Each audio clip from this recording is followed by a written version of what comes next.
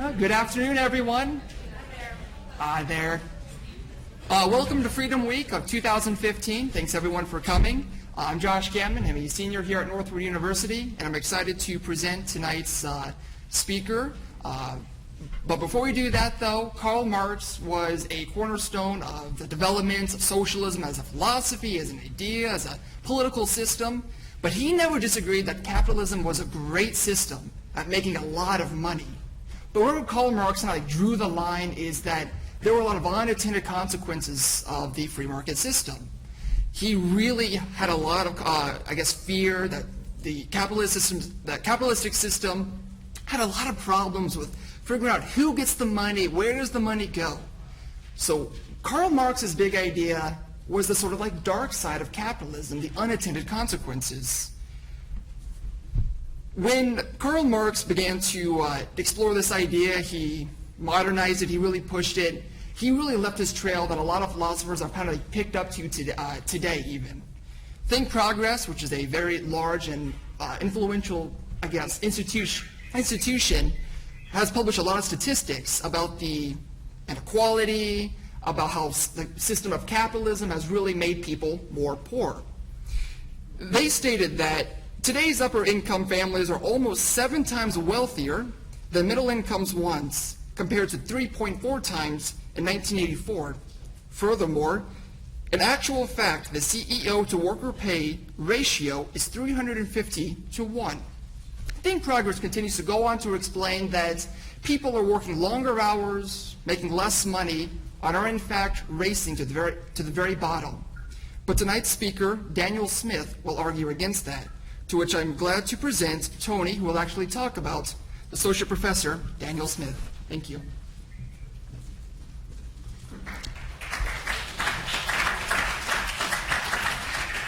Our first speaker tonight, Daniel Smith, is an associate professor at the Johnson Center at Troy University. He's the book review editor for the Review of Austrian Economics. He received his PhD in economics from George Mason University. He received his BBA in economics, banking and finance, and business management from Northwood University. He's published op-eds in newspapers across the nation, including the Wall Street Journal, CNBC, and Investors Business Daily. He writes a regular column for Yellowhammer News. His topic tonight is going to be the myth of inequality and the disappearing middle class. Thank you.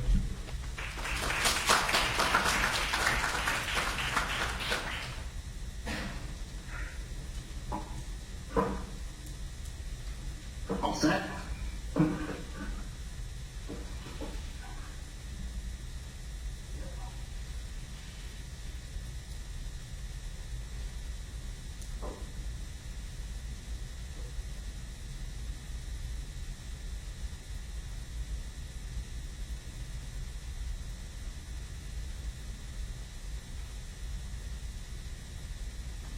Go ahead, Daniel. Okay, all set. All right, that wasn't intuitively obvious there.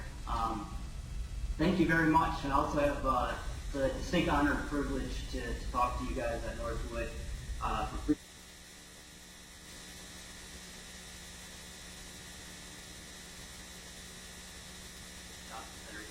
Political economy here at Troy University in Troy, Alabama. And it's a fantastic educational research center, and we just started a master's degree program with fellowships and funding that is available. So if you guys are interested in these ideas and pursuing a graduate education, please consider Troy University for that.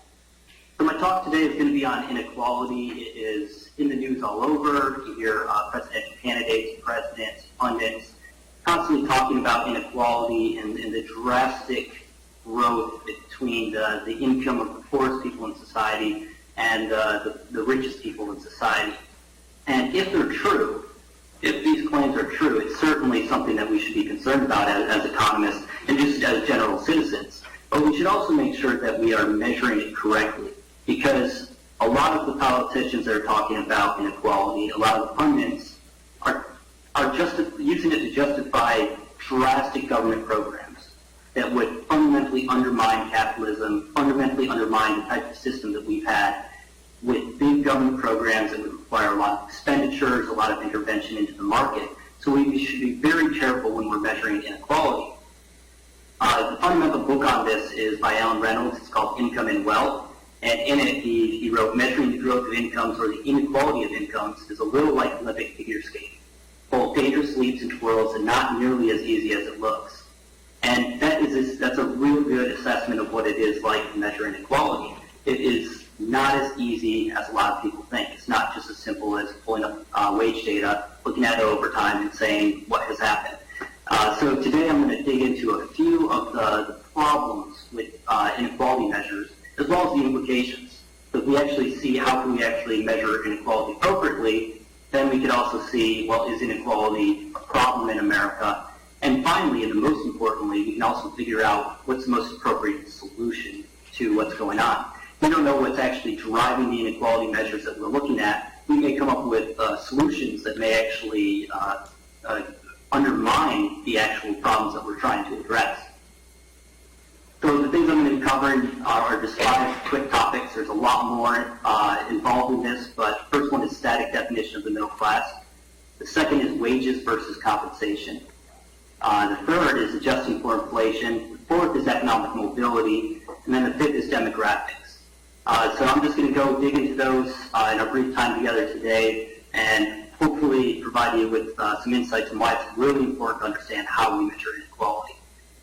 So one of the main claims that you hear about inequality is that the middle class is disappearing. And if you look at the data on this, this is just inherently untrue. People are moving out of the middle class if you define it statically as 5,000 to 50,000, or, and I'll show you in the next slide, from 25,000 to 75,000. But they're not falling down. They're actually moving up in wealth. So if you look at the income distribution, the whole distribution is shifting over as more Americans are getting wealthy. And yet people are leaving that traditional $5,000 to $5,000 range middle class. But it isn't because they're becoming poorer or stagnating. It's because everyone is getting richer. And that's more obvious from this graph here. This is 1967 to 2009. You can see the middle income group from 2,000 to 75,000 has decreased drastically. And that's what a lot of politicians and pundits point at. That's the disappearing middle class. But if you just look at the rest of the graph and say, where are these people ending up? It's clear that they're not going into the lower income group. They're actually going into the upper income group, $75,000 and over. So that's really it really demonstrates how you can take one thing out of this and tell it a negative narrative in order to justify whatever type of government programs you want to. But if you look at the complete picture, it's actually a very positive trend, something that we should be celebrating. Another thing that people look at when it comes to inequality is the divergence between production or productivity and median household income, or some measure of wages. And the reason they look at this is productivity is what we're producing. It's the value of all the goods and services, the innovation. So this is what we're creating as a value as a society. And if you compare it to wages or median household income, and there's a divergence, that means that the people that are working aren't actually earning as much as the value of what they're creating. So if this was true, this would certainly be something to be concerned about, this drastic growth in the difference between productivity and household income. But it highlights an important consideration that you should think about before measuring inequality over time, and that's looking at wages versus compensation. What do I mean by that? Well, there's a lot of things today in wages that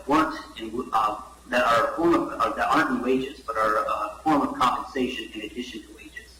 So this has been a growing feature of how people are being paid and prefer to be paid. They prefer flexibility, paid vacation, health benefits, pensions, good working environment. You hear about green roofs for like Facebook and Twitter, dry cleaning services at work, babysitting facilities at work as well. All these extra benefits weren't previously offered, but are a form of compensation that employees are being paid in today. And they now add up to about 31% of total compensation. So if you're just looking at wages, you're missing out on an important aspect of how people are actually being paid currently. So this is from an article I wrote for CNBC on wage stagnation. If you look at just wage stagnation, look at wages 1964 to 2012, adjusted with CPI Consumer Price Index, wages have in fact stagnated. That's showing only a 5.58% growth in wages since 1964. That is obviously a concern. That is accurately reflects what's going on in the economy. But if you look at the benefits over the same time period, they've increased 175.41% over the same period. So you're missing out on an increasingly larger portion of how people are paid. So if you add those together and look at total compensation, wages have actually, or total compensation has increased 45.7%. A much different picture than you get by just looking at the increases in wages. So when you actually look at productivity versus real compensation per hour, that gap between productivity and incomes actually is eliminated. And this is something that we should expect. A famous economist wrote that economic history offers no example of a country that experienced long-term productivity growth without a roughly equal rise in wages. That economist was Paul Krugman in his popular book, Top Internationalism. Productivity is what we're producing, and wages are, we get paid the money, but what our real wages can do is what we can buy with that, and that's what's going to be produced. So we should expect income levels to be correlated with productivity. Another issue with measuring inequality over time is how we adjust for inflation. It's inherently difficult to actually adjust prices over time for inflation. That's just trying to adjust prices for the fact that more money has entered the economy. And more U.S. currency is out there, so therefore your dollar is worth less today than it was back in 1960, 1970. This is just inherently difficult because of new technologies and increases in the variety of goods and the quality of goods. It's really difficult to compare a wage in 1960 when they didn't have cell phones to a wage in 2015 when we do have cell phones. Or in 1980 when cell phones were first introduced, they cost $5,000. They were huge. You can look back at old movies, these huge devices, and all they did was make phone calls. That's it. So the modern cell phone today that just makes cell phone, you can get for probably $10, $15. Most of you probably have smartphones, even though you're college students on a limited income. How do you actually compare wages over time when those goods weren't even available? And as I mentioned, the quality of these goods have changed drastically as well. Air conditioners. They were first introduced at the turn of the century. The early models, you had to put water in them. It sprayed water all over your apartment. It didn't work very well, and only the rich could afford them. Nowadays, even the vast majority of poor people in America are able to afford high-quality air conditioners. Refrigerators are another good example. So it's really hard to adjust prices when you have all this increase in the variety of goods and as well as the quality of goods. Example for the variety, I live in Troy, Alabama, which has a population of only 10,000, without the Troy University student population of 10,000. Just 10,000 people in the town, and we have a lot of restaurant selections, even for 10,000 people. But if you go back to the 1960s, there was probably only one or two restaurant selections available. Nowadays, when I go out to eat at a restaurant, I can choose Indian, I can choose Chinese, Japanese, Mexican, whatever I want, it's available here in Troy, Alabama. Well, if you're looking at wages over time and what you could buy with those wages over time, a meal in 1960 versus a meal today is going to be roughly the same after adjusting for inflation and everything like that. But how do you adjust for that increase in variety that I can actually adjust my consumption to better to my preferences that I have? So it's actually very, very difficult. It's more art than science to adjust for inflation. One of the primary, the CPI, the Consumer Price Index, is well known for overstating inflation. So if you're comparing wages over time, it's going to suggest that inflation is going to be overstated and the increase in wages is going to be understated. And economists largely across the board agree that the CPI overstates inflation in this manner. So I took that same data that we just looked at that showed a 45% increase in total compensation. Well, I adjusted it for inflation using the personal consumption expenditures index. This is a far more appropriate index that better reflects the proper amount of inflation over this period. If you do that, you actually see an increase in wages of 87.21%. Once again, just a stark difference from that 5.58% you saw on that initial slide, looking at just wages adjusted with the CPI. An even better way to kind of compare the increase in material prosperity of the average worker in America is to look at the number of hours required to work to earn common household items, like the washing machine. In 1959, it took the average worker 100.5 hours just to earn enough money to purchase a washing machine. Nowadays, it takes only 23.3 hours worth of work. Color TVs, and remember, this is just saying color TV and not adjusting for quality. It took 127.8 hours for a worker in 1959 to earn enough money to pay for a TV. It didn't work very well, didn't have HD, didn't have the thin screen that we have today. Today, it only takes the average worker 20.7 hours worth of work. So it just reflects how more affordable these average goods and services are becoming to ordinary Americans. But I think the whole discussion of economic inequality actually takes us away from what we should be concerned about, and I think that's economic mobility. Economic inequality is claiming that there's this growth between the rich and the poor in society. But are the people that are rich actually continuing to be the rich people decade after decade? And are the poor people trapped in poverty? This is a very important question. Or is there a lot of mobility in between these groups? When we look at the data on this is from 2001 2007, but you can slice this up. You can look at the 1980s, 1990s.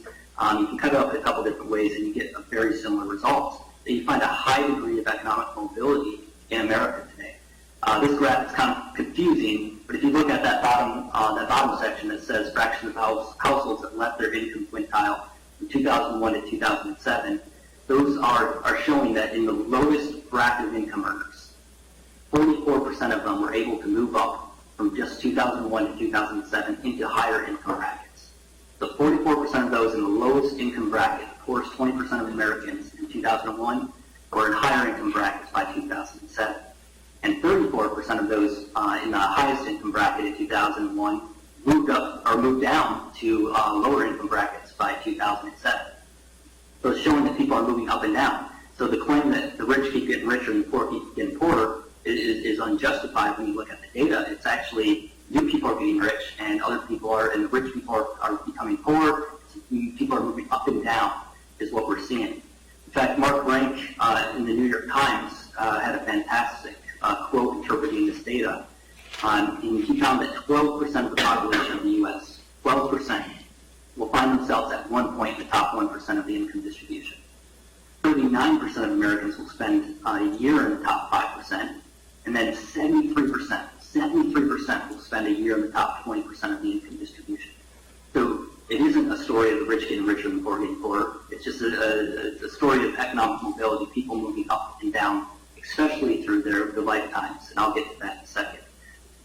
This is just another graph slicing it up with a little bit different of a date range, very similar results. This one shows that 70% of Americans will make it to the top 20% at some point in their lives.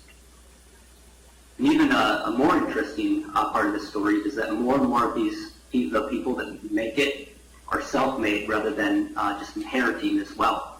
4 out of 5 of the Forbes 400 members in 1994 were self-made. That is an increase from from 3 out of 5 in 1984. Only 82 of America's richest 400 people, 1 in 5 got their fortune from inheritance.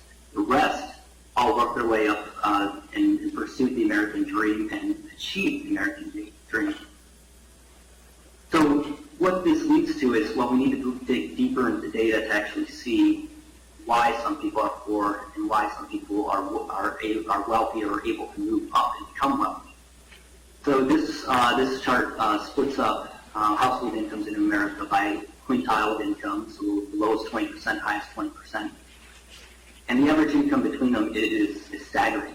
The highest fifth of income households earn $169,000, the lowest fifth $11,034.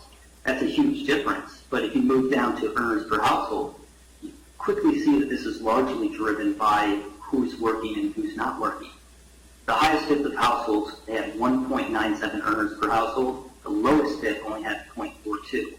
Then if you skip down to work status of householders, 77% of those in the highest bid were working full-time.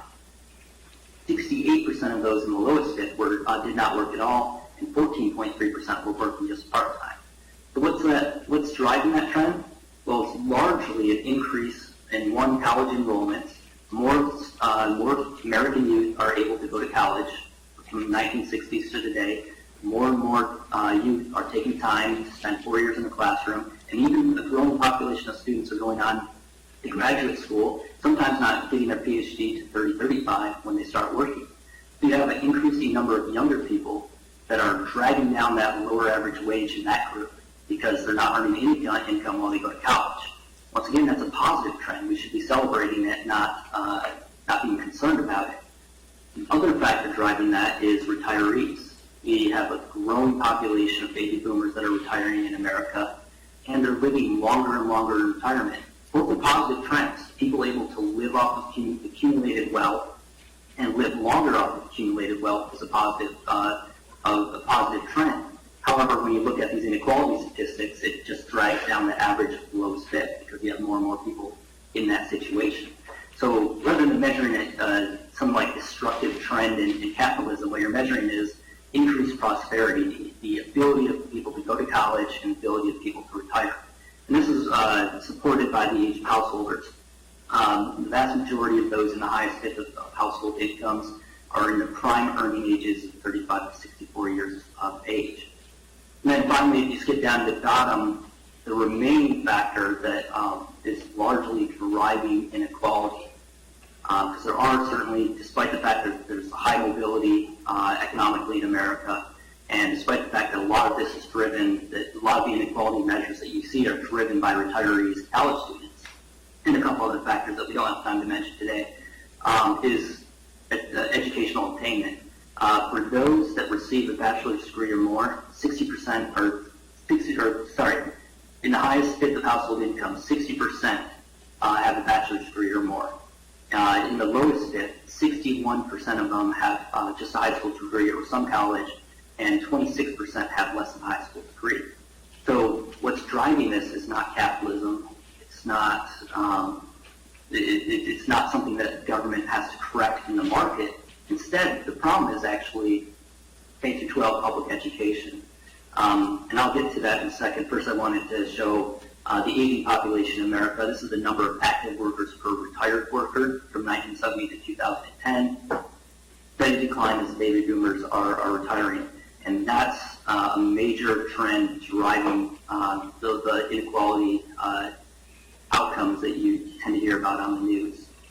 The barriers to income growth in America. So if you're truly concerned about people, there are poor people in America. I was one of them. My family grew up very poor. My wife's family grew up very poor. We were both able to, neither of our parents actually had high school or had college education until, for me, when my parents went back to college when I was in high school. But both my wife and I came from poor households, didn't have college degrees, and we both went on and got our doctorate degrees and moved comfortably into the middle class. So just like a lot of people in America, we're able to move up. But however, there's a small segment of society that is being held back today. And examining inequality appropriately will lead you to looking at these, what's driving that. And that tends to be, like I mentioned, poorly performing K-12 education.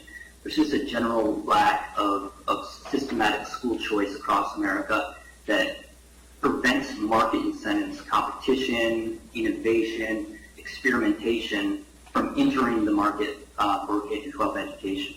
So many youth today in America are disenfranchised by a generally one-size-fits-all approach to education, and they would benefit by having more choices that would cater to their diverse needs and offer schools and teachers the incentives to do a better job in the classroom. Because not all students are clearly prepared for the workforce or for college level work upon graduating from K-12 education. Another barrier I think that is really important is labor laws, and these can include things like the minimum wage, occupational licensing, Affordable Care Act. These laws make it more difficult for entrepreneurs and business owners to hire people and create occupational choice and more occupational mobility, especially for those people without college college education. And finally, I think business regulations and taxes clearly prevent entrepreneurs. They stifle them with all sorts of red tape and costs, and taxes, increasing the taxes on the wealthy, on businesses, can hamper their abilities to expand their business and grow their business. In particular, what's really concerning is discussions about the capital gains tax that several presidential candidates have suggested. This would lock up capital investment dollars in existing firms, because if it's removed, it gets this really high tax. And that prevents new businesses from emerging. So that's going to definitely stifle job growth and further hurt this lower end segment of society. Real quick, I did forget to mention occupational licensing. That is also, people on both the left and the right agree that occupational licensing is becoming a more onerous impediment to people working and taking jobs that should be accessible, especially to low-income groups. And it disproportionately falls on the... I could turn off that phone because it's my office phone. Sorry about that. So it's disproportionately hurting those low-income groups, because professions such as barbering and shampooing, auctioneering, interior design are made inaccessible to people in those groups because they require huge fees, many years of coursework, exams, all sorts of requirements that can make it hard and difficult for people to pursue a career in that occupation. And furthermore, and the White House, Obama's White House actually supports this. They recently released a report on occupational licensing, arguing that oftentimes occupational licensing imposes these costs, but yet provides no benefit in consumer safety. So it's just a net drag on these low-income segments of society. So overall, in conclusion, inequality, when you look at it appropriately, has not been increasing in America. The middle class is doing well. The average worker in America is doing well. There is a lower-end part of American society that is in poverty, but it's not the market that's keeping them there. It's actually government restrictions and regulations and taxes that are preventing them from enjoying the American dream and advancing in society. So thank you very much. And I think we have about 6 minutes for questions. Looks like less than that.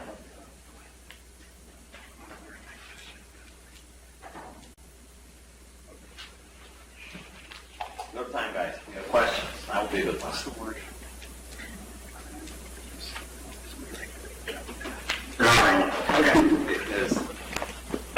Can you hear me? We had some problems yesterday. Can you hear me? Daniel, can you hear Tony? Hello? Yeah. Can you hear me? Yes, sir. Okay, so with the Republican and the Democratic parties, it seems like both of them, they'll say that the middle class is dying. Are they misinformed, or is that just like pure political rhetoric, do you think, on both sides? It's hard to infer what's motivating them to focus in on those issues.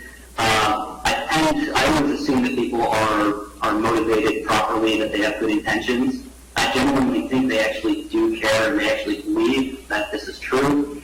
Unfortunately, because they don't dig deeper into the issue, they actually come to the solutions that will actually undermine the very thing that's going to help the very people they're concerned about helping.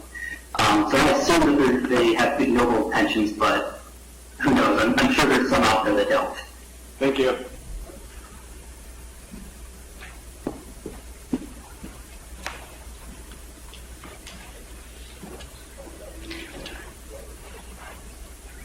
Okay, well.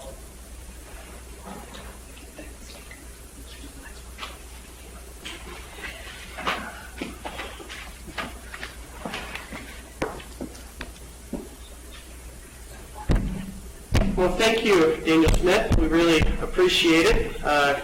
Really informed us and taught us a good bunch on equality and kind of confirmed my suspicions that I thought minimum wages for the average American were going down. But it seems like they've stayed about the same. So I appreciate that. And we thank you for your time.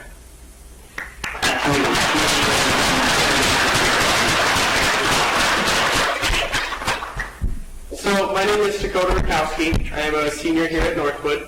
Our next speaker's name is Art Carden.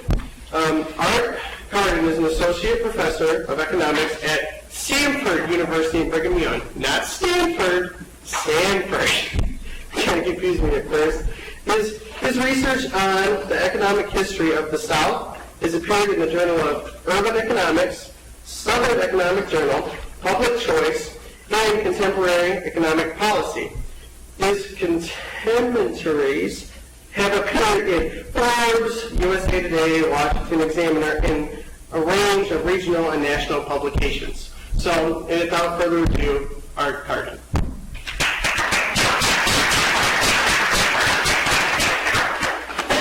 Okay, good evening. Thank you all very much.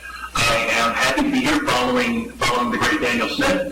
I am at Stanford University, not in Brigham Young, but in Birmingham, Alabama, which is a little bit north of where Daniel lives down in Troy. Basically, to get here from Troy, you would go take 231 up to Montgomery, hang a right at I-65, go up take 255 and turn right, and you'll be at Stanford. What I'm going to do over the next couple of minutes is to ask you guys to consider a transportation innovation, and to consider some specific changes in the way that people were getting around. Think about some companies, and think about some firms, and think about some organizations that are driving people around for money. And here's something really, really radical.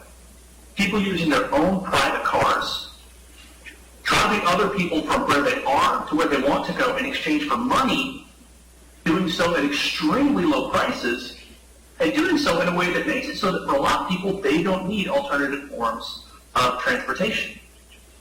You probably think that I'm talking about Uber, and you probably think I'm talking about Lyft and Sidecar and other innovators in the modern-day sharing economy.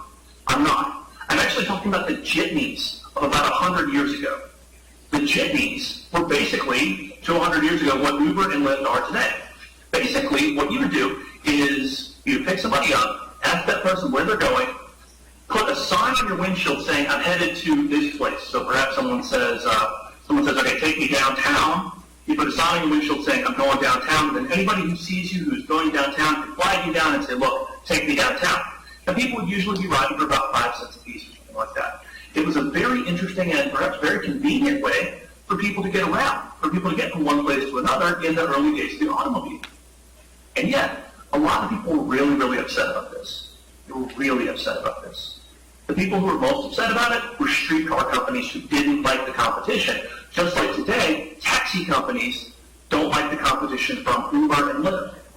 Regulators were also really upset about the jitneys. Why? Because they weren't really sure how to regulate this thing. There was nothing in the law, nothing in the statutes, nothing in the regulations that said how you deal with someone driving their private car in exchange for 5 cents per person.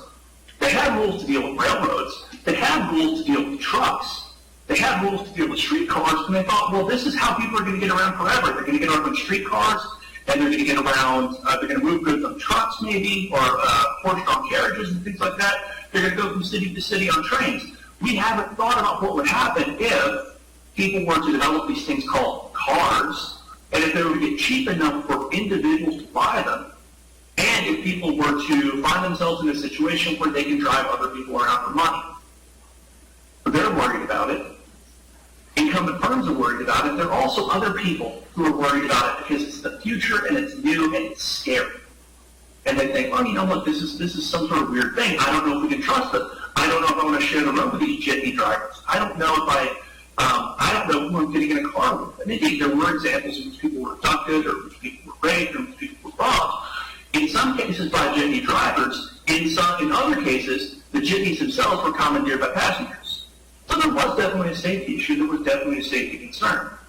This shows us that what's new, what seems like a brand new discussion, a brand new thing, in the discussion over Uber and Lyft, is in fact the same story that repeated itself over the course of economic history. We today are poorer because special interests and regulators were successful in getting rid of the jitneys. We're poorer because we blocked the transportation innovation about 100 years ago. Our cities are laid out inefficiently because we blocked the transportation innovation about 100 years ago, and I hope we don't make the same mistake today. The story about the jitneys illustrates a couple of things. Perhaps counterintuitively, it helps us understand the process by which we in the Western world have gotten so very, very wealthy today. Second, it also illustrates the processes by which we block innovation, by which we block prosperity, and by which we can be so very, very poor up until just a couple of centuries ago. I'm making a provocative claim. If you are a student at Northwood University in Michigan, or if you're a student at Stanford University in Birmingham, or if you're a student at Troy University in Troy, Alabama, you probably don't know any poor people. Let that sink in for just a second. You probably don't know any poor people.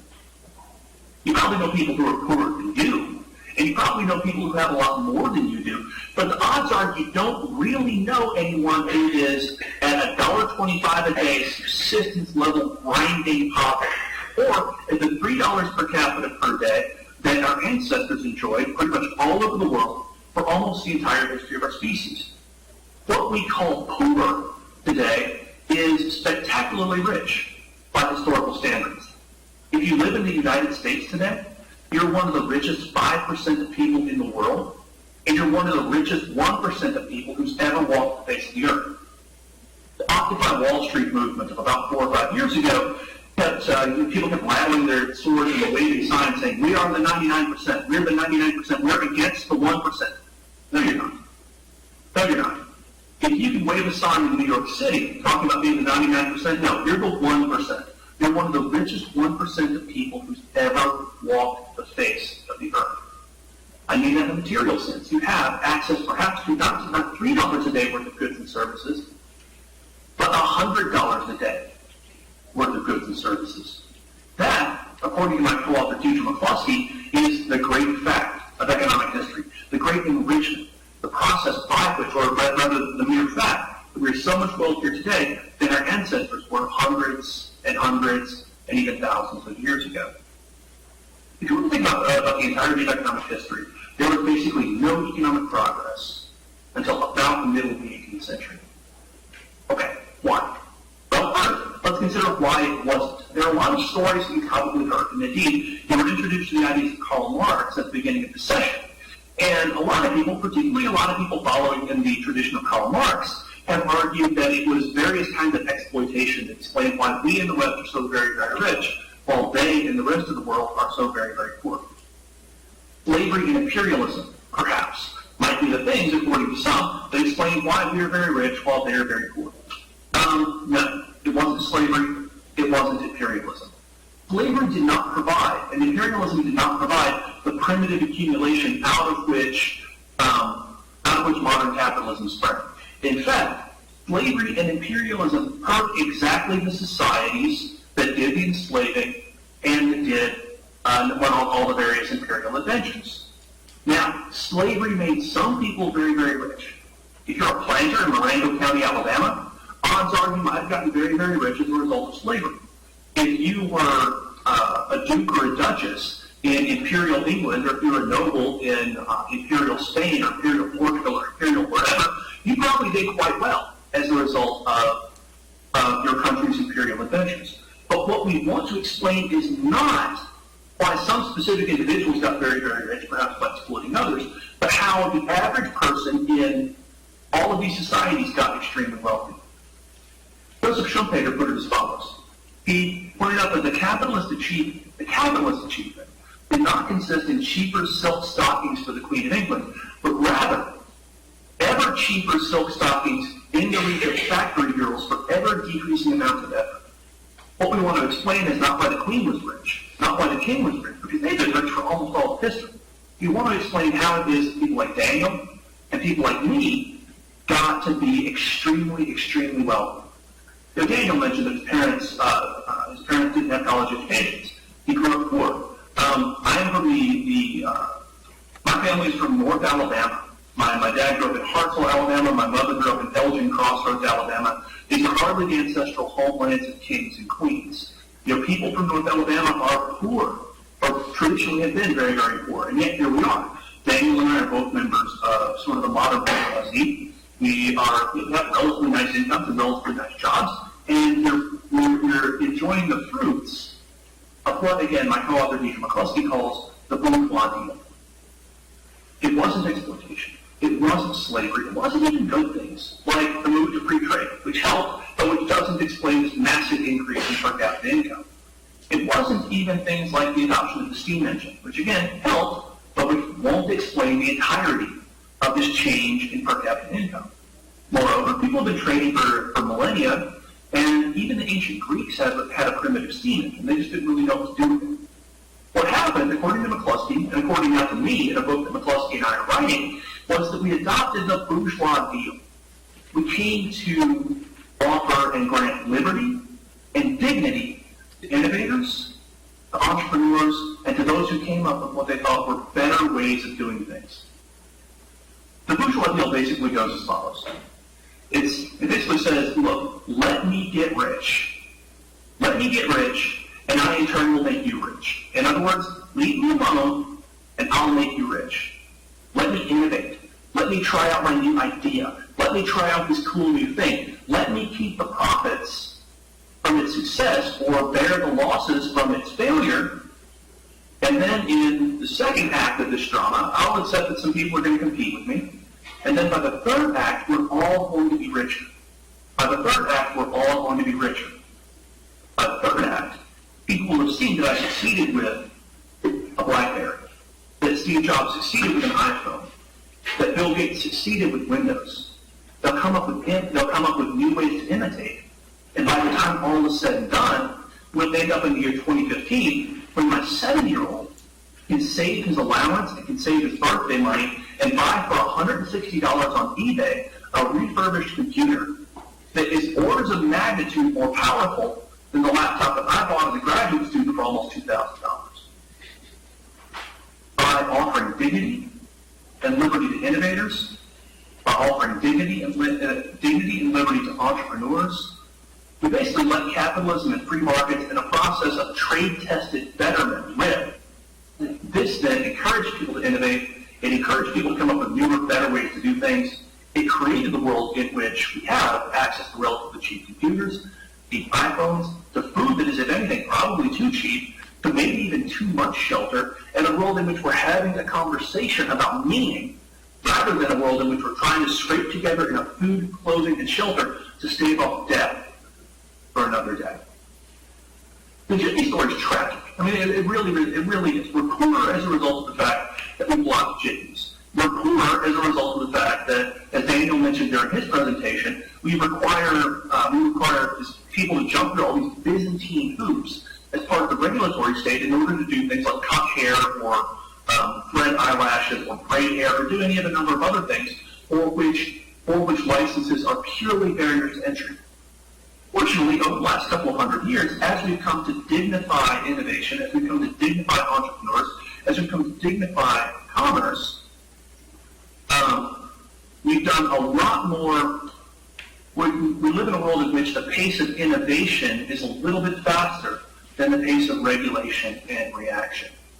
So fortunately, I think that we're going to, fortunately, I don't think we're going to be able to successfully squash Uber or successfully squash Lyft because in the way that we squash the jitneys, because as information technology has proceeded, as people have come to appreciate innovation, as people have come to appreciate entrepreneurs, I just don't think it's going to be politically feasible.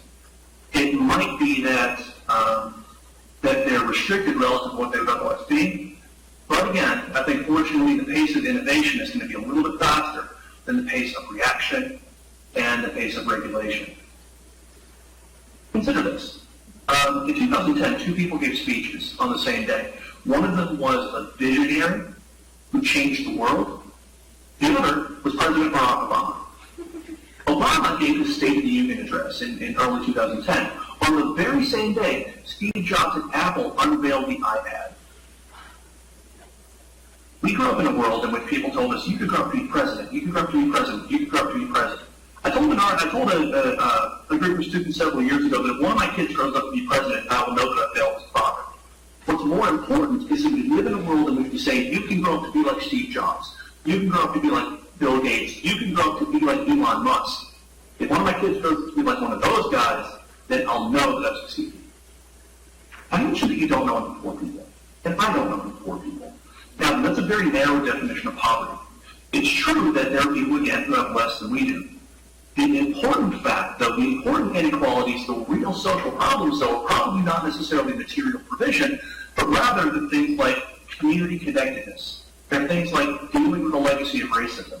There are things like, as the economist Brian Fickert puts it in his book with Stephen Corbett, When Helping Hurts, people suffer not just from material poverty, and they do suffer from material poverty considerably around the world. They suffer from a poverty of being, where they're not necessarily in right relationship with themselves, right relationship with God, and they suffer from poverty of community. And those, I think, are the major areas where we really have a whole lot of work to do. Now, you're probably sitting there thinking, how can I go more to make the world a better place? I would urge you to do a couple of things. First, embrace freedom, and in so doing, embrace prosperity. Embrace liberty and embrace dignity for entrepreneurs. Embrace liberty and embrace dignity for innovators. Embrace liberty and embrace dignity for people who don't think like you. Richard Hayek put it this way. Freedom that's granted only when we're sure it's going to work out well is not actually freedom. Let people take risks. Encourage people to be responsible for their own risks. Encourage them when they succeed. Encourage them when they fail. And trust that a system of free, open, competitive markets and secure private property rights, where we have liberty and dignity for innovators and entrepreneurs, will be a system that produces wealth, untold wealth, unforeseen wealth, wealth unlike anything our ancestors could have imagined.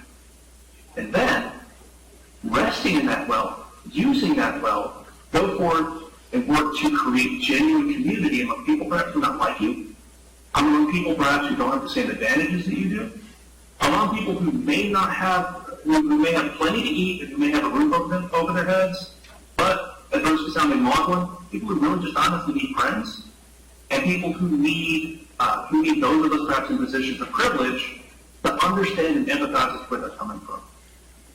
I really appreciate the invitation to join you for Freedom Week. Again, I encourage you to embrace freedom, embrace liberty, and embrace dignity for innovators and entrepreneurs.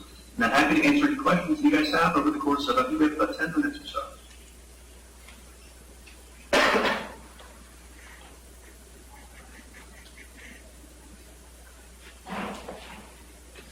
Anyone have any questions I can tell him, or? You can pass the cards forward. It's kind of cool. I've done a lot of speaking like this, but I'm usually actually in the auditorium. I think this is the first time I've done a talk like this, where I'm speaking to an auditorium full of people, but I'm just actually sitting at my desk in my office. That's the future. Yeah, the joys of modern technology, I guess.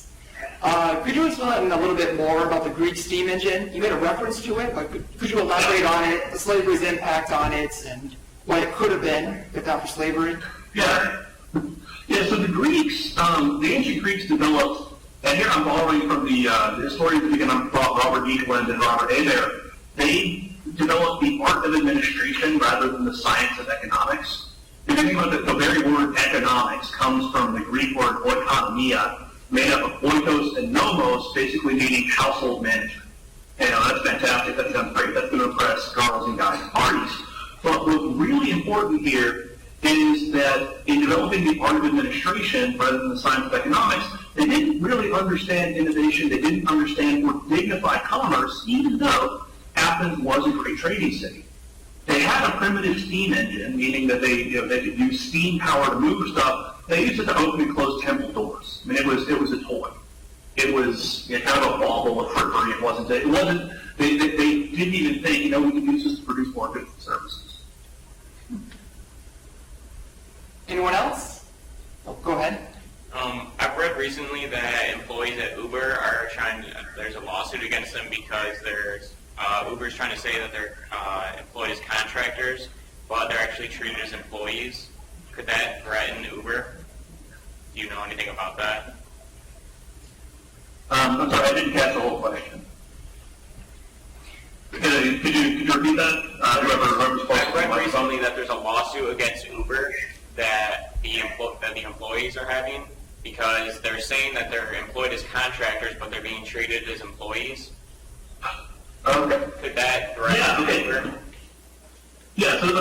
So that's really interesting. So California, for example, right now is kind of pushing against Uber and saying, well, no, you're saying they're contractors, but they're actually employees, et cetera, et cetera, et cetera. I think that is, so in a sense, economics makes you a little bit cynical, but it also gives you, I think, a much more realistic view of the world. Often when people say we're going to do this in the name of, say, protecting employees, et cetera, or we're going to do this in the name of the public interest, they're probably looking to protect a special interest or pick somebody's pocket. Now that they might do that intentionally as part of what's sometimes called the rent-seeking society, they might also do that unintentionally.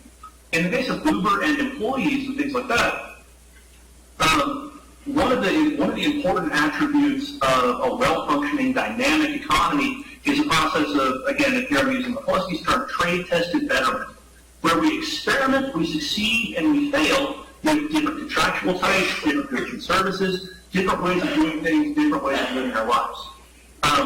There's no way to know a priori, there's no way to know independent of a trade test, there's no way to know independent of profits and losses, whether Uber's business model is viable, whether Uber's business model is good, or whether Uber's business model is acceptable to consumers, acceptable to drivers, acceptable to the company itself.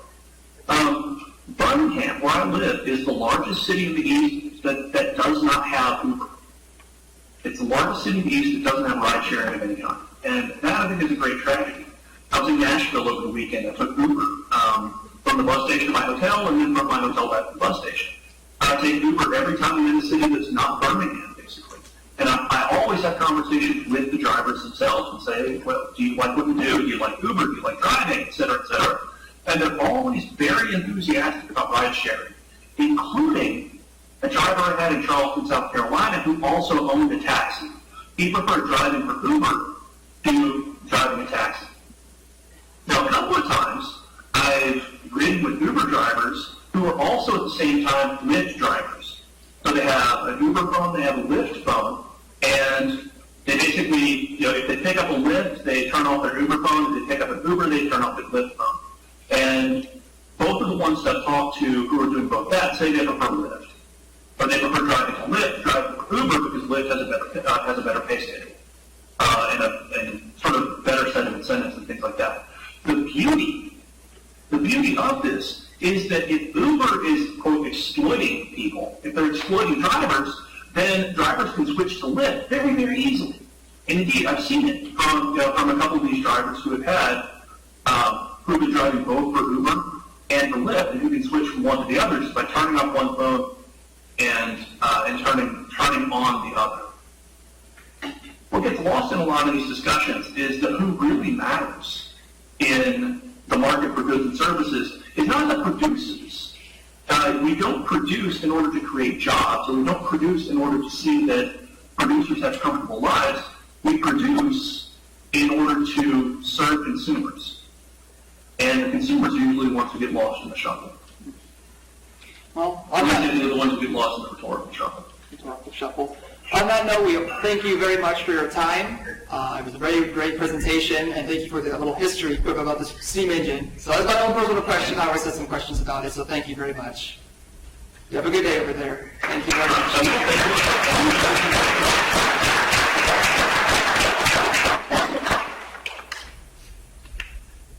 All right, lastly, what we have on tonight's plate is a discussion, four-way discussion, I suppose, about European immigration, which has actually turned out to be a huge crisis. Right now, you have the Russian crisis in Europe, you have the Greek crisis, but a lot of people are actually forgetting about the immigration crisis. The New York Times mentioned that Hungary is building a series of walls of razor wires across their borders to make sure immigrants can't get in. Hungary isn't the only nation, though, that's taking a hardline stance against immigration.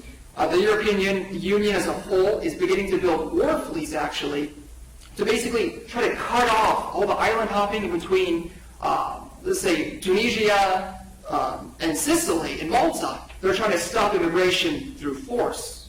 And finally, why are people actually trying to come to Europe? Well, it's all about the conflicts between the Middle East and the African governments, unable to basically deal with these issues they've had. People are beginning to see, well, if I just take a boat, I can go to a different country and live a better life.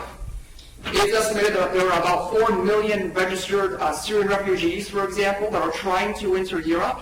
So this is a very big policy issues that a lot of European nations are trying to handle. So tonight we'll have 4 speakers that will actually talk about this. We have Sam Bowman, Richard Zundrich, Kaylin Manilov, and Alex Tokman. Sam Bowman is the Deputy Director of the Adam Smith Institution, which is Britain's leading libertarian think tank. He's forging this new political concept of the bleeding heart libertarianism that is trying to use free market policies to figure out how to help people. Second, we have Richard Zundrich, who is the board member of the Austrian Economic Center and the Hayek Institute that was founded in 1993 in Austria. Dr. Richard Zundrich is actually the nephew of Friedrich Hayek, who was a late economist, basically was a huge proponent of popularizing the Austrian School of Economics. The center works on financial programming and the budget, economics, taxation and customs union, audits and anti-fraud, institutional reform and public services, and environmental and climate change. So they do a lot of work. Third, we have Kaylin Manilov, who is the founder of the Ayn Rand Institute, the Ayn Rand Society in Sofia. He is the founder of the Laissez-Faire Capitalism Institute Atlas, which is also found in Bulgaria. He's done a lot in translating a lot of Ayn Rand's works, an objectivist theory, from English to Bulgarian. And finally, we have the actual, founder, or the constructor of the actual Freedom Week, Alexander Tokariv, who is a native-born Bulgarian, who will actually be talking about the topic as well tonight. He has at least 218 articles posted in World Magazine, with topics ranging from public school choice to stagflation and immigration reform. You name it, he's talked about it. And in one of his articles, he's mentioned Milton Friedman, to which Milton Friedman said, "There are real problems about permitting unrestricted immigration into a welfare state. It's one thing when people come for jobs and are on their own, which is the case throughout most of America's history. But it's another thing when a welfare system will support them and actually may cause an expense for other individuals." So tonight's presentation between our 4 speakers, Sam Bowman and Dr. Richard Zundrich, they will take a sort of for immigration or open policy immigration stance, while Kaylin Manilov and Alexander Tokariv will take the opposite stance. We'll have some considerations and reserves about that. So, with no other, pauses, we will get to tonight's discussion. Thank you. There's something that I call the progressive's dilemma, which is that if you're a progressive, you probably like strong labor market protections. You also probably like immigrants. You're probably quite an internationalist person. I think that both of those points of view.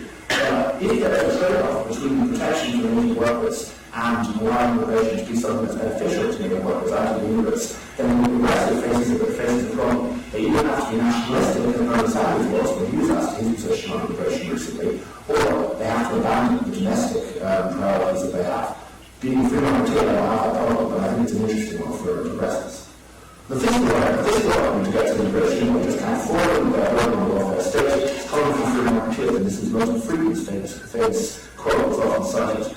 But in fact, he was subsidized the welfare state, empirically, immigrants, because they tend to be younger and they tend to be less likely to draw unemployment benefits, they end up paying more than they withdraw. So what we have here is a chart of debt protections in the UK and the different scenarios reflect different levels of immigration over the next 50 years. And what you can see is the more immigrants we have coming into the country, the less our debt burden becomes. So the less our debt burden is, because these young people are basically paying the pensions of old British retirees. The debt bomb is entirely avoidable if we're happy to bring in more immigrants. And it's true we'd have to bring in more immigrants every year. We can't just take in a bunch of people for 20 years and then just stop. But this is one way to make the current welfare state that we have much, much more sustainable. I'd actually like to reform it for other reasons, but this is one thing that people who are interested in avoiding a huge Greek-style collapse should be looking at. And the fiscal effects are pretty clear. In the UK, migrants represent 13% of all workers, but only 7% of out-of-work claimants. They brought lots of human capital in terms of their education to the UK, and they paid in more. I'm not going to talk about that EEA point there, but it's an interesting one if we had more time. So then the global argument is how does immigration from poor countries to rich countries affect poor countries and affect the people themselves? So they're very poor, so we should consider their welfare. And if immigration from poor countries is hurting those home countries, that would be a reason to oppose immigration, in my opinion. But what we see is that location matters. The same worker can make much, much less money in their home country if where they're coming from is poor than in the country they go to. So these are photographs of garment workers in Bangladesh, and the same people doing the same jobs, or different people doing the same job in Manchester. This is a soap opera in the UK. And the garment workers in Bangladesh can hope to make about £500 a year doing that job. From doing exactly the same job, they could make £20,000 a year in Manchester. So what's going on? The difference is institutions, things like the rule of law, free speech, political stability, a reasonably decent tax and regulatory system that we have in the UK and most Western countries. All of these things are extremely valuable to factories and to investors when they're trying to decide where to put their factories, where to put their money. The reason is that the risk of investing in Bangladesh is very high. You have to pay off people, you don't know if the government's going to seize your factory, and so on. And that makes it very, very expensive to operate in these places, whereas it's much cheaper in relative terms to operate in Manchester.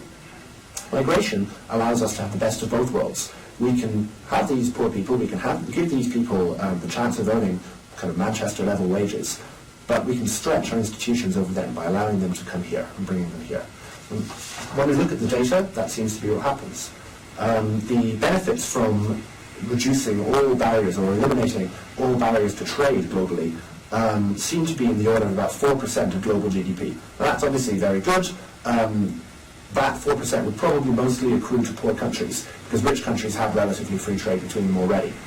So that would be a good thing to do. But the boost from reducing barriers or to eliminating barriers to migration is enormous, between 67% and 147% of the global GDP. So we're talking about doubling the amount of wealth that we can produce every year just by letting people work anywhere in the world they can get a job. And these numbers are unfeasible because they expect a huge number of people to migrate, and they don't factor in the impact that might have on the countries that they go to in terms of politics, institutions, and so on. But what it does show is the magnitude of what we're talking about. Free trade is great, I love free trade, but free migration could give us much, much, much more extra wealth than free trade could. So the biggest argument against free trade, or free movement of migrants, I should say, is the brain drain case. This is that we're taking the kind of cream of the crop from poor countries and we're depriving those poor countries of those great people. But actually I suspect that what we have is a brain gain, because most of these people wouldn't be able to become computer programmers or engineers or scientists in their home countries. They would end up just working in those garment factories. Those opportunities that they can access here don't exist in their home countries. And not only are they better off in a way that they just never would be able to back in their home countries, they send back lots and lots of money in the form of remittances. So in 2012, $400 billion was sent by migrants from rich countries to poor countries through things like Western Union and so on. And that's 3 times as much money as was sent in development aid in that year. This money obviously bypasses governments, so it avoids problems with corruption and so on. And it seems to be an excellent way of reducing poverty. It doesn't boost growth that much, but it could be an excellent way of making the poorest people in these countries better off by allowing people from them to come and work here. Guest worker programs, when done in randomized controlled trials, compared with things like microcredit, which is very small loans to small businesses, conditional cash transfers, where we just give people money on condition that they, say, invest it in improving their business or something like that. The benefits are enormous. As you can see in this chart, we're talking about differences of more than 10 times in the income gain to families that are involved in guest worker programs, in this case in fruit picking in New Zealand, compared to getting these loans or getting this money. So migration might actually be a very, very good anti-poverty tool, even if it is just guest worker programs. Now everybody knows the arguments about crime to do with immigration. That is a problem, actually, mostly because immigrants are young and young people commit crime. We have evidence from the UK from 2 waves of immigration, one from asylum seekers in the late 1990s and early 2000s, one from Eastern Europeans from 2004 on. And in neither case, when they went to different parts of the UK, was there an uptick in violent crime. So there just isn't evidence that there's an increase in violent crime from either of these groups. But asylum seekers were associated with an increase in property crime. The authors of this report hypothesize that this is because asylum seekers are generally banned from working for at least a year after they come to the country. This is to dissuade people from coming sort of for bogus reasons just to get work. But where there is crime, where there is a spike in crime elsewhere, apart from that, it seems to just be because immigrants are younger. It doesn't seem to be because immigrants are more prone to commit crimes for any other reason. I think the biggest argument, though, against immigration is the impact that it has on social cohesion and trust. Social cohesion is often measured in quite strange ways. We might ask people, do you know your neighbour? Do you lock your front door at night? Do you worry about your house being burgled? Things like that are a good proxy for basically how much people feel part of their community, which is very important to most people's sense of well-being. There's much less of an impact on social cohesion from immigration into the EU and into the UK than there is in America. In America, there does seem to be a significant negative impact on social cohesion in neighbourhoods that suddenly get a new influx of immigrants. This is probably because social cohesion is generally just lower in the UK and the EU, possibly because we have more immigrants. We already have kind of more diverse communities, particularly in urban areas. This is very difficult to quantify. It's very difficult to say how expensive this is, but we need to try. I can't do so here. I haven't seen any attempt to do this, to quantify it in dollar terms or in pound terms, but it's something that we need to do, and it's one argument against immigration that I think we can't dismiss. The next argument is similar, that immigrants tend to vote left. I'm not necessarily saying we should try and keep out anybody just because of the way they vote, but if left-wing institutions like heavily redistributive states or heavily regulatory states seem to reduce growth, they might make us poorer overall.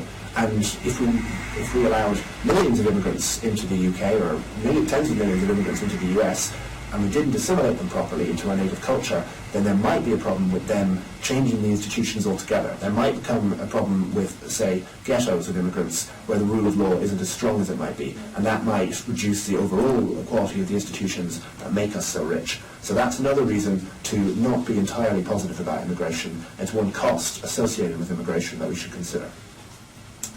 So the question, though, of who benefits and who loses from immigration is the final point. And all of the data that I've talked about talks about median income, talks about people in the middle of society and how immigration affects them. And in general, on average, immigration is very good for people. But there does seem to be evidence in the UK, at least, that people in the bottom 10% can lose out from immigration. Their wages can fall. This is also true of international trade. When jobs like manufacturing jobs, call centre, very low-skilled jobs like that, are exported from the UK to the developing world, even though everybody gets richer overall, there can be a small group of society that doesn't get richer because new jobs that are better jobs just aren't created for them.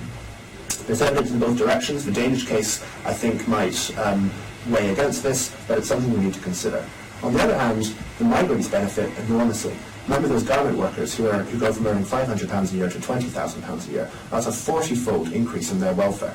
And that's something that I don't think that we can dismiss unless we take a very strange position about whose welfare is important. I just assume that everybody's is important. But perhaps there are better policies for us to consider than limiting immigration outright. I am of the opinion that, yes, these are problems, but none of them is best solved by restricting immigration as much as we are now. In every case, for example, when it comes to social cohesion, we can do more work to try and integrate people into the communities that they move in. We can put more social pressure on people to speak the language of the country they move to, rather than stopping them from coming here altogether. But there are things to consider. What I've tried to show here is that there are significant benefits to immigration, both to us, the receiving countries, and especially to the migrants themselves. The questions then that we need to consider are how much does the welfare of other people from outside our country, matter to us? To me, it matters as much as the welfare of anybody on the street below me. To some people, it matters very little. To some people, it matters not at all. The question is, how important is social cohesion to us? How much would we pay in terms of reduced income in order to preserve aspects of social cohesion that might be reduced with more immigration? How risk averse are we? What are the seen benefits of immigration? I think the benefits of immigration are very clear when you look at the economics. The costs of immigration are quite difficult to quantify, and that's something we need to put work on. And what policies might we prefer? What kinds of things might we do to try and offset the negative impacts of immigration that don't involve restricting the immigrants altogether and making everybody poorer? I hope you've enjoyed this presentation. This is clearly just skimming the surface, but what I want you to realize is that there are great things about immigration and there are bad things about immigration. I don't think our current policy recognizes either of these things very well.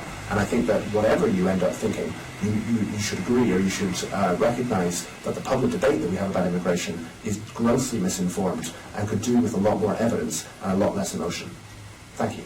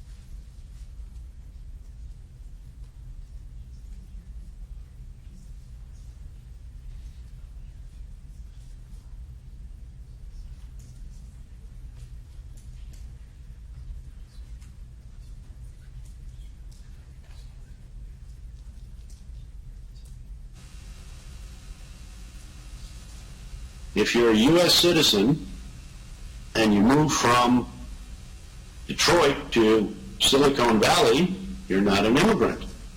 You just moved within the same country.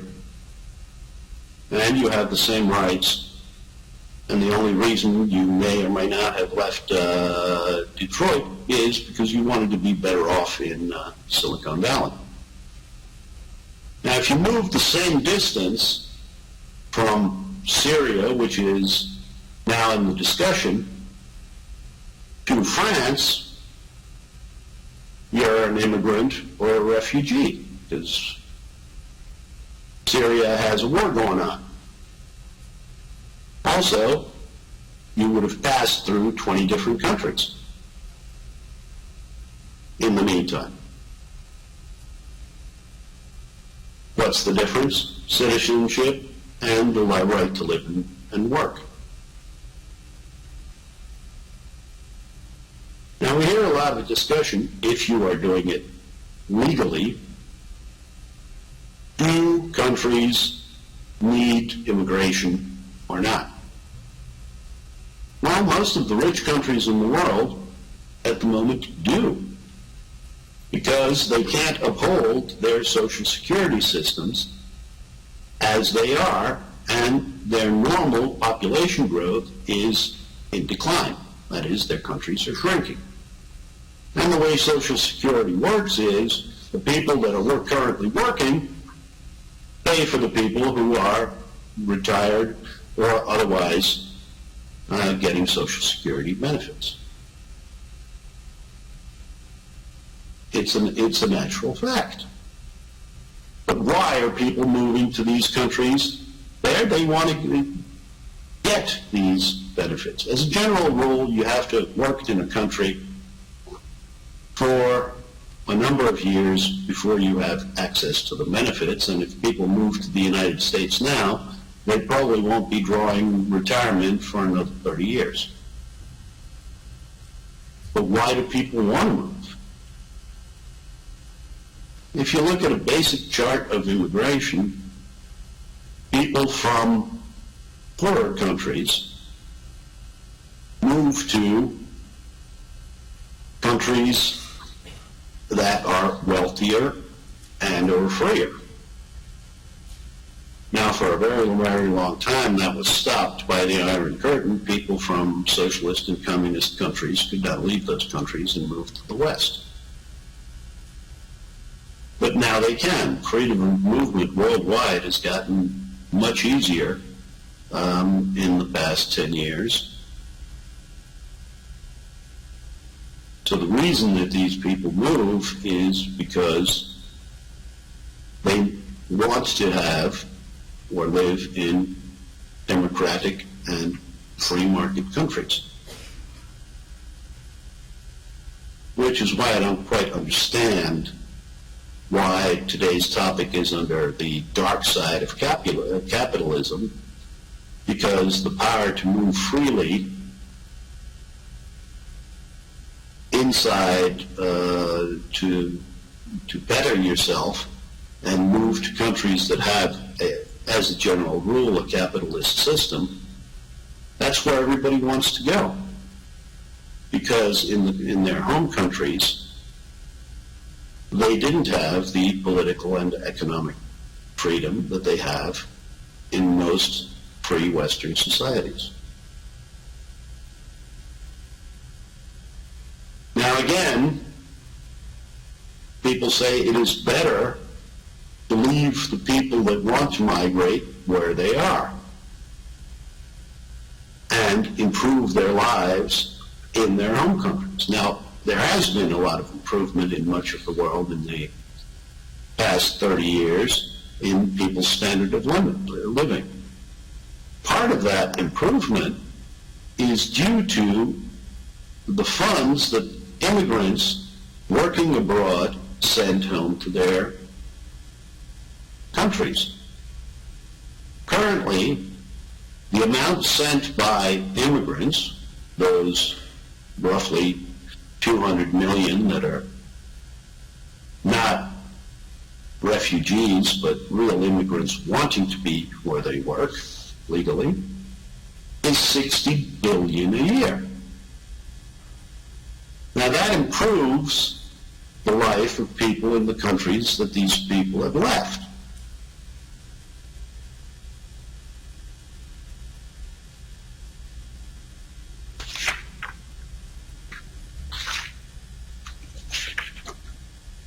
Finally, a little something, again, about human capital. You in the audience are the human capital, and those of you not American citizens or studying from abroad in the audience will probably leave or have to leave the United States after your studies are over. That is because of American law. Unless you have a job after your studies, and those jobs are limited because the visas are limited, you cannot stay in the United States. And I think that's a policy mistake.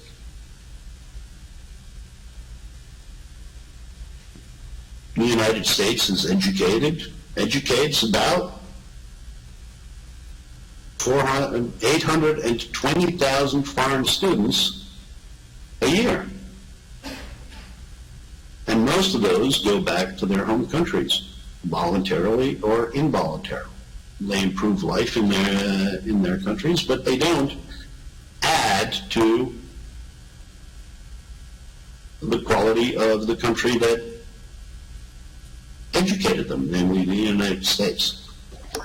And this is actually true of many Western countries where people come to be educated, the UK, Germany, etc.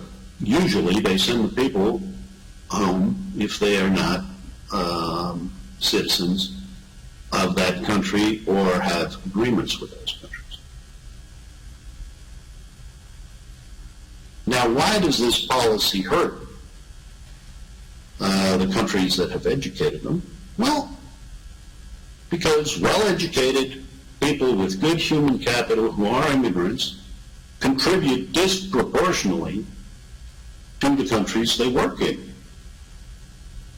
An immigrant in most countries is 30% more likely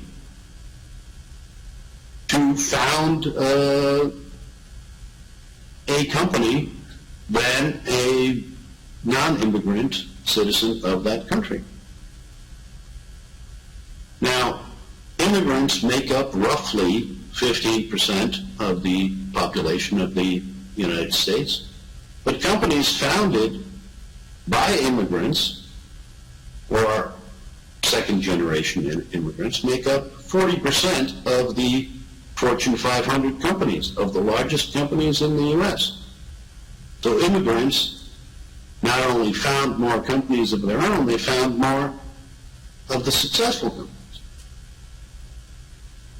In Silicon Valley, some of the largest companies were founded by people not born in the United States. eBay, Google, Yahoo, all founded by people not born in the United States. And exactly those companies in Silicon Valley, the drivers of current growth in the United States, absolutely want more highly educated people in the STEM forms of education.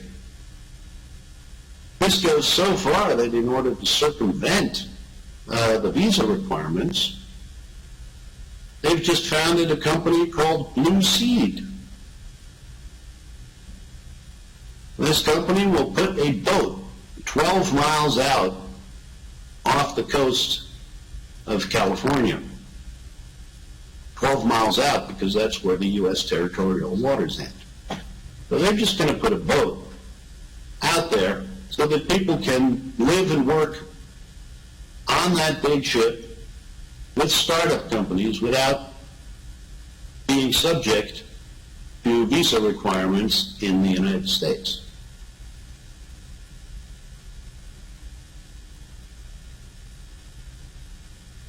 The people desperately want immigrants and people to come and work in their countries on the one side, and they're putting up walls on the other side against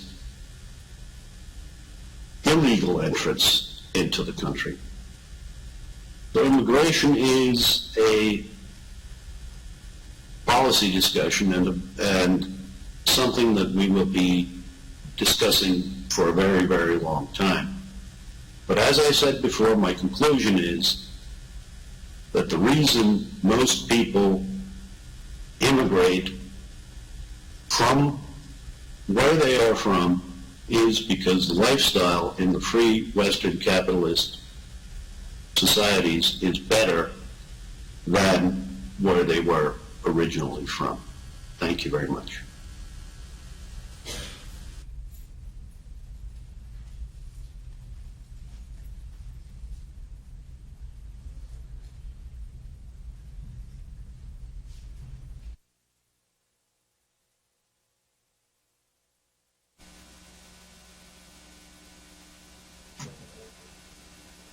Hello, my name is Kalim Malov, the host of Bulgarian-Air's TV show The Scene and The Scene, named after Dostoevsky.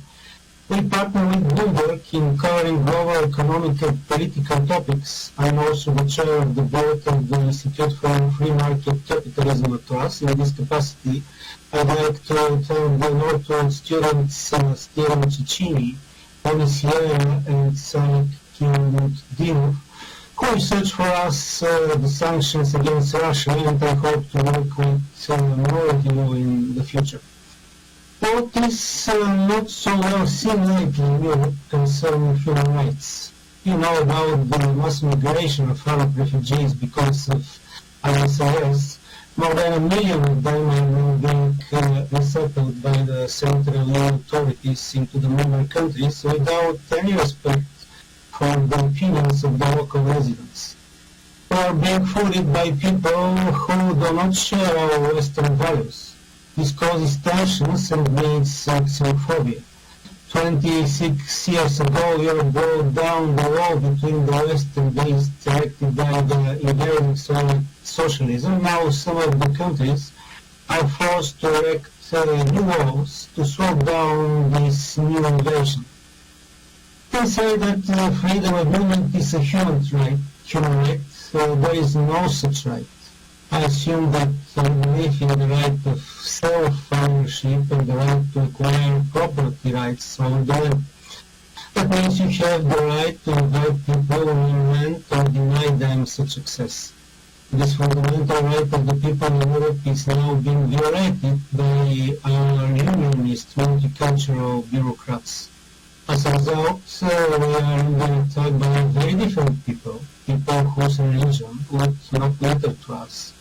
Will it not brainwash them to seek confrontation instead of trying to get integrated into our societies?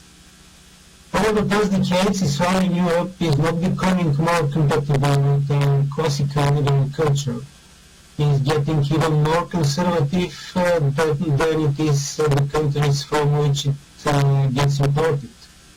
It protects the identity of the Muslim newcomers in a foreign cultural environment, and this is used by opportunistic radical Islamists to recruit many young men and turn them into enemies of the West, ready to fight in a jihad with us against our values and way of life. Instead of allowing free migration, European and Americans must protect their freedoms. Thirdly, we must protect our human rights first from the policies of all-round governments that subsidize the colonization of our country by intolerant, hostile ideas. This is my point of view. I would like to discuss it. Thank you.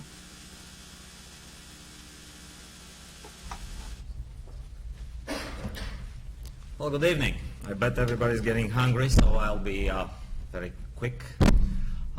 The professor from Austria, who's actually an immigrant like me, he moved to Switzerland, and I came from Bulgaria to the United States, was wondering why the title of tonight is The Dark Side of Capitalism, and I bet that most of you are also wondering, since when you read it probably said, what? Dark side of capitalism? None of our professors here at Northwood ever mentioned that capitalism has a dark side. Now, it was a joke. It was just because of my dark sense of humor, or perhaps because I'm a big Star Wars fan. This is what I'm going to talk about. The first two speakers talked about free immigration. My Bulgarian friend, Kalin Manolov, and by the way, if you're interested, like 3 of my students in the spring doing an internship, I can arrange that for you. Let me know after the events are over. Kalin Manolov and I will be taking the opposite side, and we will treat free immigration, as they say it, as forced integration. Stay with me and you'll find out why. Now, if you are a Democrat and you oppose free trade or immigration, then that will not surprise me. It will not surprise me because I know if you are running on the Democratic side, you are paid to promote the interests of the unions at the expense of some foreigners. Tonight, as you know, is the primary Republican presidential hopefuls are debating, and you will notice, if you watch the debate starting at 8 o'clock, the second part of it, you will notice that things are a bit confusing there in the GOP camp. You can't really understand why they take these positions. The candidates on the Republican side try to pass for classical liberals. Not all of them, not Trump.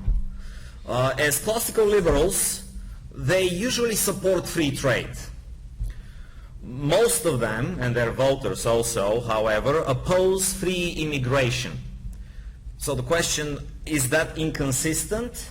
And I'm bringing to you the opinion of one Austrian economist, Hans-Hermann Hoppe, who thinks that it is not inconsistent to be for free trade and against free immigration. What would be the consequences of opening our borders? Let's first see why some people insist on opening those borders. Here is the classical argument. Businesses, of course, they will go to the low-wage areas, and labor will be moving to the high-wage areas. In this fashion, we will see equalization of wage rates and a more optimal allocation of capital. That's nice. Migrants into the high-wage areas, however, might lower the nominal wage rates through competition. Well, that may not be a bad thing if you consider that it may also increase the real wages due to the improved productivity and the lower consumer prices. The problem, as Joshua Gammon noted in the introduction to this panel on immigration from 4 European economists and journalists, the problem, as Friedman pointed out in his Free to Choose series 35 years ago, is that we have created a welfare state. With this in the picture, immigration could potentially bring millions of welfare bumps. I know. Evan Frizuk on Monday mentioned I'm applying for American citizenship, but I'm still a Bulgarian citizen, so I will use this opportunity to be as politically incorrect as my favorite TV personality, Dr. Gregory House. So if we allow millions of welfare bumps to come to this country, or any other country in the West, we will see our living standards deteriorating. Now, of course, what I'm making here is not an argument against immigration per se. What I'm offering to this point is simply an argument against the welfare state, a system which should be destroyed entirely. So is there a consistent classical liberal anti-immigration argument? Yes, there is. I assume there's more than one, but I'm giving you one tonight, the Hoppean argument. And Hoppe reminds us that in the market, beauty is, as I like to say to my students, beauty or value is in the eye of the beholder. What constitutes wealth or well-being is, of course, subjective. Thus, even if real incomes rise because of the immigrants, it doesn't mean you will be better off. It does not follow that immigration must be considered good. You, for example, might prefer to take lower living standards if that means a greater distance to certain people. And that's your right. Moreover, the phenomena of trade and immigration, as we treat them, are quite different in one fundamental respect. Stay with me here. Listen to this. Someone can migrate from one place to another without anyone else wanting him to do so. Can goods do the same? Of course they can't. Goods and services cannot be shipped from place to place unless both the sender and the receiver agree. So this has tremendous consequences. If you say free applied to trade, that means trade by invitation of private households or firms. And if you say restricted trade, that does not mean protection from uninvited goods or services. This is a violation of your right of private households, of private firms to extend or to deny invitation to their own property. How are things on the immigration side? If you say free in conjunction with immigration, you can see the contrast now, does it not make a big difference? It does not mean immigration by invitation of individual households and firms. It is an unwanted invasion or, as I put it, forced integration. And so restricted immigration means, or potentially could mean, protection from unwanted invasion or forced integration. Hence, we see now that in advocating free trade and restricted immigration, one follows the exact same principle of requiring an invitation for people as for goods and services. Now, because of the existence of governments, immigration means, as previous speakers noted, migration by foreigners across state borders. The decision as to whether or not a person should be admitted does not rest with private property owners. The government, in fact, acts as the sovereign of all residents and the ultimate super owner of all their properties. If the government excludes a person while even one domestic resident wants to admit this person onto his property, the result is forced exclusion. And if the government admits a person while there is not a single domestic resident who wants to have this particular person on his property, the result is obviously forced integration. And this problem has become hugely exacerbated with the arrival of the age of publicly owned governments. I mean democracies. Democracies, as we know, are egalitarian. Egalitarian in the sense of one man, one vote. And thus it makes absolutely no difference whether productive or unproductive people migrate. Geniuses or bums, they all have one equal vote. In the short run, which is the most important thing for the democratic ruler, the bum voting most likely in favor of egalitarian measures might be more valuable than the genius. Because the productive genius, as egalitarianism's prime victim, will most likely vote against the democratic ruler. Unproductive parasites, bums, criminals, these are likely to be the most reliable supporters of the democratic governments in the West. Plus, they create more social problems, and as we know, democratic rulers thrive on the existence of such problems. So to conclude, the question here in the United States, where I chose to come as an immigrant, and in the European Union, is not whether you are pro-immigration, because this has nothing to do with free choices. It is forced immigration, as Hoppe points out, forced immigration, plain and simple. Forced integration is the predictable outcome of the democratic one-man, one-vote rule. Abolishing forced integration, of course, is obviously impossible without the abolition of democracy itself. The power to admit or exclude should be stripped from the central government, from the federal government in our case, and reassigned to the states, towns, and ultimately to private property owners. How about in the meantime? Well, in the meantime, Hoppe suggests that we should follow a policy of the strictest discrimination by skill, character, and cultural compatibility. And that's the end of tonight. Tomorrow is Constitution Day. You're all welcome. Same time, 5 p.m. in the Griswold Lecture Hall. If anyone wants to talk more about it, please, you can approach. Thank you.